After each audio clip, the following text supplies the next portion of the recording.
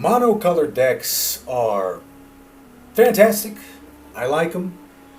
But I've noticed specifically with this one and another one I'll be talking about in another video that it's kind of hard to build these decks.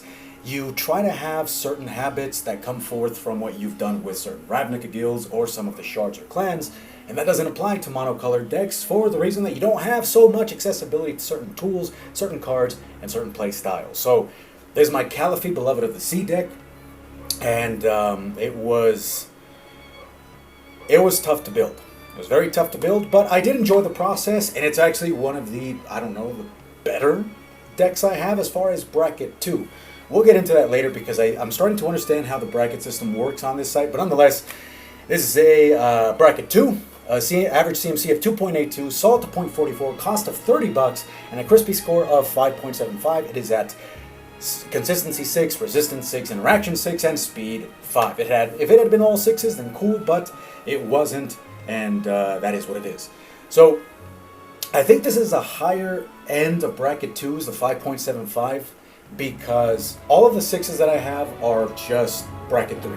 There's no way for them to be a bracket 2. I've tried, I've moved cards and placed cards in different decks, but it always turns out to be a bracket 3. I think that's how it works, but nonetheless, this is one of the higher ones I have.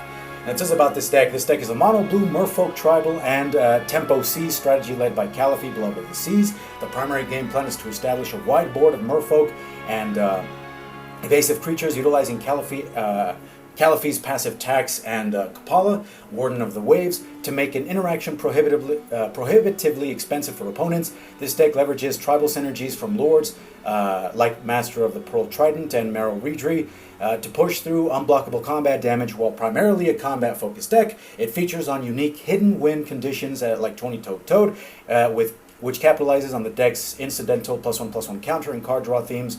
The Commander Callaphe serves as both a scaling threat based on devotion and a protective piece for the entire board. This deck utilizes a fair power level, relying on incremental advantage through cards like Sylvan of the Sky and Sea and Seafloor Oracle to outpace opponents in the mid to late game. I'm sorry for my inability to read, but a quick side note here is that I also used Lulu Stern Guardian to see what it would do with this deck, but it was a 5.25, so Callaphe was a better pick. Nonetheless, guys, let me know what you think. Comment down below, link in the description, and I'll see you in the next one.